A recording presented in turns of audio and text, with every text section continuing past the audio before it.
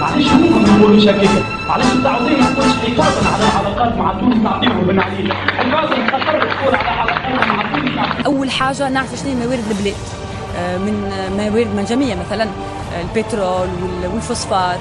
قال لك احنا في تونس معناتها بين ليبيا وبين الجزائر لكن البترول نقز وما فماش بترول حسب ما يقولوا لنا معناتها في الشيف القدم.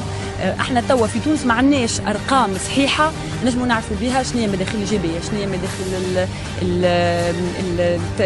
التصدير، عفوا شنو هي مداخيل السياحه، شنو هي مداخيل حتى 300 فرنك اللي يقصوها على الغشاش نتاع التليفون، شنو هي مداخيل الخطايا ما نعرفوش. وفما اسرار اخرى اللي وقع كشفها اللي هي فما عقد تونسي قطري لإنشاء مصفات للنفط في منطقة الصخيرة بتكليف 2 مليارات من الدولار. مانيش عارف شكون اللي عقد هالصفقة هذيا واستشارة شكون. ومش هذا برك، أنه وقع إعدام آبار نفطية.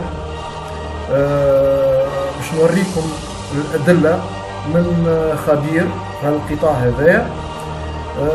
نحب الناس كلها تتكلم على الموضوع هذايا عوضا باش تحكيوا على حكايات فارغة ضيعنا في الوقت وندخل في متاهات أخرى. فساد آخر نشوفوه اليوم في الإيتاب أنه وصلوا في المدة هذه أنه 3 آبار، زوز في البرم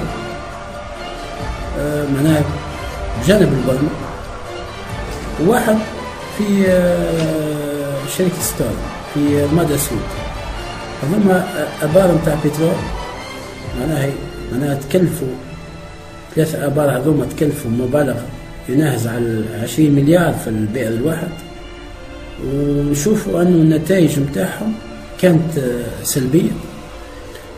وصلنا أكثر من هذا أنه لابوندون نتاع بير نتاع رمادة أنه يصير أبوندون والبترول يطلع في وسطه وهم يصبوا فيه في السمان. معناها وصلنا للفترة نتاع تخريب الآبار نتاع النفط. بير برقو زاد كيف نحبوا نفهموا اليوم كيفاش في ظرف 3 ولا 4 شهور معناها 4 آبار يعدموهم ويدمروهم. معناها يتكلفوا أقل شيء 60 حتى ل 80 مليار معناها على الحكومة. معناها شنو هو المغزى وشنو هو الخطة اللي يتبعوا فيها؟ هل ترى ناويين يدمروا الآبار نتاع البترول ولا ناويين عندهم أغراض سياسية في الحكاية هذه، ولا خاطر فنيا المعطيات اللي عندنا أنه وقع عملية تخريب للآبار هذه، خاصة من 3 آبار اللي هم نتاع الدولة الزوز ونتاع المدرسة. ومنتجين فهمتني.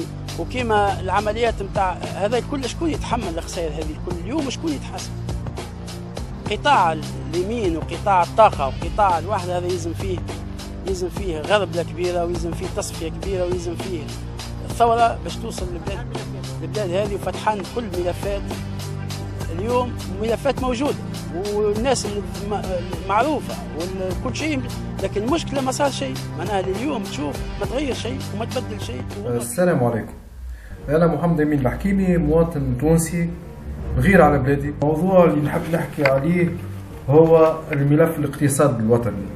بالتحديد نحب نحكي على آخر مستجدات حول الملف الفساد بقطاع النفط.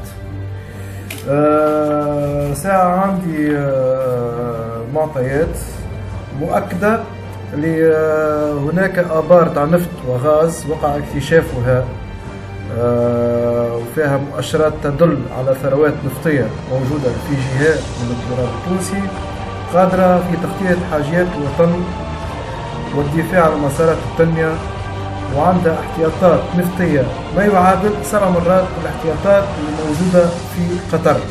لكن اللجان لازمهم يفيقوا. فيق فيق فيق فيق فيق. راهو تونس اليوم هي بيد تونس البارح. فيق.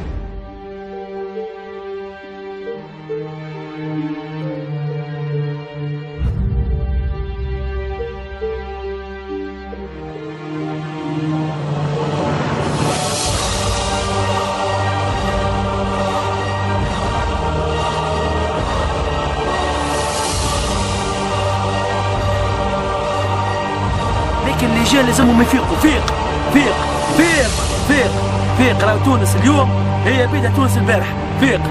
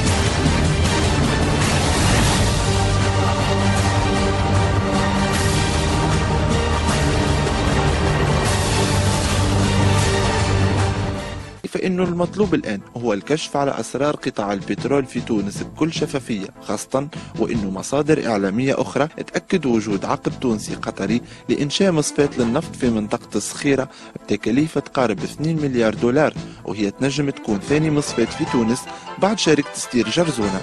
الحلم مازال يراودنا، ومن حقنا إن نحلم بدولة نفطية بعد الثورة التونسية وبعيد على يدينا الطرابلسية، وسط هالمؤشرات الإيجابية اللي تبشر بحلول للتحديات المطروحة على مستوى الاقتصاد التونسي ومعضلة البطالة، وتساهم في رفع النشاط التجاري لبلادنا وتلعب دور استراتيجي في التنمية.